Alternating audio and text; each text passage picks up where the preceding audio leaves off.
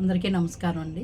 కొంతమంది ఉన్నారండి, ఎలా అంటే కష్టం వచ్చినా సరే నేను ఒక్కదాన్నే తీర్చగలను, నేను ఒక్కదాన్నే సరిచేసేయగలను, కాపురాలని సరిచేసేయగలను, వాళ్ళ బతుకుల్ని సరిచేసేయగలను అనేసి కంకణం కట్టేసుకుని ఉన్న వాళ్ళందరినీ చందనాడేసి ఆ వాళ్ళు ఒక్కడే దగ్గర అయిపోయి జనానికి ఉండాలని ఆశిస్తూ ఉంటారు. ఏమీ కాదండి, అది గొప్ప కోసం. కానీ వాళ్ళ వల్ల ఏమీ కాదండి, పూచిక పళ్ళ కదలదు. అది వాళ్ళకే తెలుసు. ఇంట్లో సరి చేసుకోలేని వాళ్ళు ఇదిలో ఏం సరి చేస్తారు చెప్పండి? ఇంట్లోనే సరి చేసుకోలేరు, ఇంట్లోనే కార్యక్రమాలు చేయలేరు, బయటికి వెళ్ళి ఏం చేస్తారు? ఎవరిని ఉద్ధరింతారు? అలా కొంతమంది ఉంటారండి. కొంతమంది ఏమనుకుంటారంటే నేనే ఒక నియంతని, నేను చెప్పినట్టు వినాలి. ఇప్పుడు ఈ ఊరికి ఆ ఊరు ఎంత దూరం, ఆ ఊరికి ఈ ఊరు కూడా అంతే దూరం కదండి.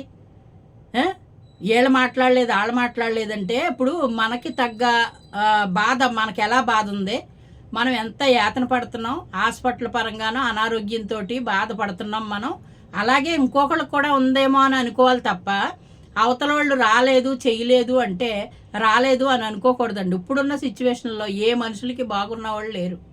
ఒక్కొక్కరికి ఒక్కొక్క రకమైన ప్రాబ్లమ్స్తో ఉంటున్నారు, మానసిక స్థితులు బాగోట్లేదు.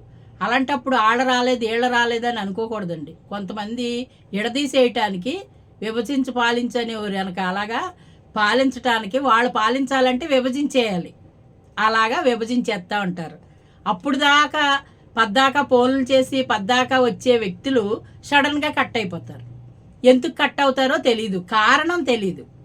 ఏదైనా ఒకవేళ మనసులో ఉన్నా ఓపెన్గా మాట్లాడుకున్నప్పుడు అది కడుపులో ఏమి ఉండదండి.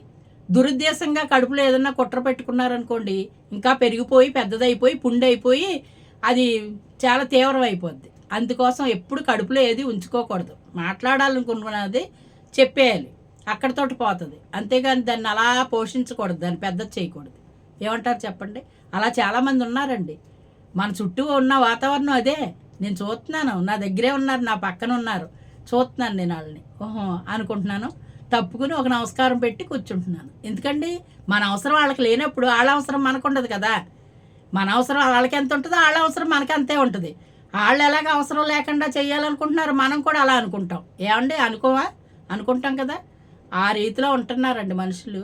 చాలా పద్ధతులు తేడాలు వచ్చేసినాయి. పెద్దోళ్ళు ఉన్నప్పుడు అండి ఇది తప్పు అని చెప్పేవారు. ఇప్పుడు ఉన్నవాళ్ళు అండి దాన్ని పెంచి పోషిస్తారు. అంటే గొడవ పెద్ద చెయ్యాలి. ఆ రకమైన మనుషులు మనస్తత్వాలను ఒంటరిగా మిగిలిపోతారండి. ఇంకా జనం ఉండరు చుట్టూను, ఒంటరిగానే ఉంటారు వాళ్ళు. ఇంకా ఒంటరితనానికి అలవాటు పడిపోవాలి ఇంకా, అంతే. నలుగురు కావాలనుకున్న వాళ్ళు మామూలు. ఇప్పుడు నేనున్నాను, నా చుట్టూ నలుగురు ఉంటారు ఎప్పుడూను. ఎప్పుడు వచ్చేవాళ్ళు వెళ్ళేవాళ్ళు ఎవరో ఒకళ్ళు వస్తూ ఉంటారు. ఇరుగో పొరుగో చుట్టాలో బంధువులో స్నేహితులో ఎవరో ఒకళ్ళు, ఎక్కడెక్కడున్న స్నేహితులు కూడా వస్తూ ఉంటారు. ఎలా ఉన్నావు ఏంటని. అంటే నేను వెళ్ళలేను కనుక వాళ్ళు నా దగ్గరికి వస్తారు, లేకపోతే ఫోన్లో మాట్లాడతారు. కానీ వెళ్ళలేకపోయినా మా దగ్గరికి రావాలనుకునే వాళ్ళు కూడా కొంతమంది ఉన్నారండి మా చుట్టాల్లో. అది నాకు బాధ అనిపిస్తుందండి. అవతల మనిషి పొజిషన్ ఏంటి అని ఆలోచించరు. ఆ రాగలరా రాలేరా. ఇప్పుడు వాళ్ళకి పెట్టేది ఉండదు, చేసేది ఉండదు. కారు వేసుకుని వెళ్తాం, 10,000 అవుతుంది అనుకోండి, ఒక 5,000 అవుతుంది అనుకోండి, అది ఎవరు తిన్నట్టు? మధ్యలో దారి ఛార్జీలు అవుతాయి. అదే ఫోన్లో మాట్లాడుకోవచ్చు కదా. కాదు, ఏంటో మనుషులు ఇప్పుడు తీరు అలా ఉందని చెప్తున్నానండి. ఏమంటారు చెప్పండి?